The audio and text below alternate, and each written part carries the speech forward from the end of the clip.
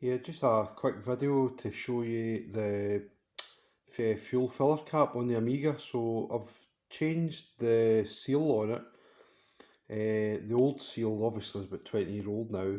You can see it's a bit out of shape, it's got a bit of a print in it, it's pushed in, and it's a bit, not very much springiness left in it.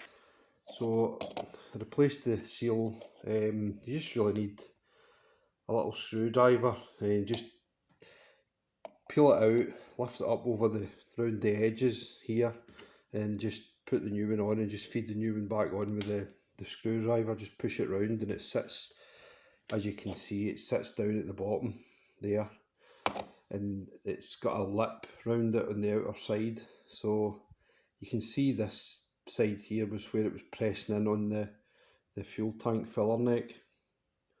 So hopefully that it feels a lot better when you put the cap on now. It's got a more of a firm, feels like it's sealing up properly, whereas the old one, it just felt like it was spinning round and stopping. It wasn't really sealing up.